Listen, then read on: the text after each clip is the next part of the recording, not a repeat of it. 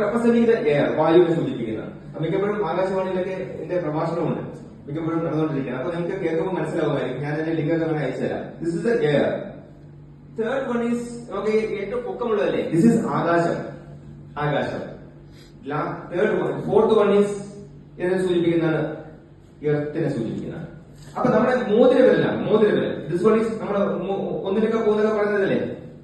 അപ്പൊ ഒന്നാമത്തെ വിരൽ fire, air, sky, earth and water. അപ്പൊ നമുക്ക് നോക്കാം. അപ്പൊ മനുഷ്യ നീ മണ്ണാവും എന്നൊരു ചൊല്ലുണ്ട്, മനുഷ്യ നീ മണ്ണാവും.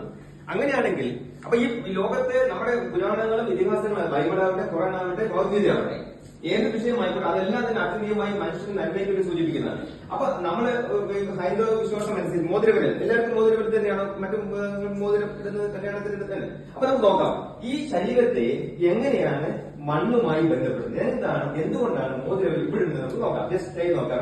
ഞാൻ മുദ്രയിലേക്ക് വരാം. കൈ വരച്ചേ. അപ്പൊ നോക്കാം, this is the practical aspects. ഒന്ന് ജസ്റ്റ് പ്രസ് ചെയ്യണം, ജസ്റ്റ് ഇങ്ങനെ പ്രസ് ചെയ്യണം. പ്രസ് ചെയ്തിട്ട് ഈ പ്രസ്സിനോട് കൂടി തള്ളവരൽ ഒന്ന് അനക്കാൻ പറ്റും നോക്കിക്കേ. മറ്റുള്ള അനക്കാൻ പാടില്ല. തള്ളവരൽ അകത്താൻ പറ്റുമല്ലോ. യെസ്. ഇതെല്ലാം നമുക്ക് വേണമെങ്കിൽ നമ്മുടെ മാതാപിതാക്കൾ സൂചിപ്പിക്കാം. കുറെ നാൾ കഴിയുമ്പോൾ അമ്മയും അച്ഛനൊക്കെ നമ്മൾ തന്നെ വിട്ടുപോകും. ഇതൊക്കെ കഥയാണ്, കാര്യങ്ങൾ മനസ്സിലാക്കാൻ വേണ്ടിയിട്ടുള്ള. അടുത്തത് സുഹൃത്തുക്കൾ, മറ്റേത് അനങ്ങാൻ പാടില്ല. നമുക്ക് നല്ല പ്രഷർ കൊടുക്കണം. ഇതൊരു എക്സസൈസ് ആണ്, just for experiment, working or not.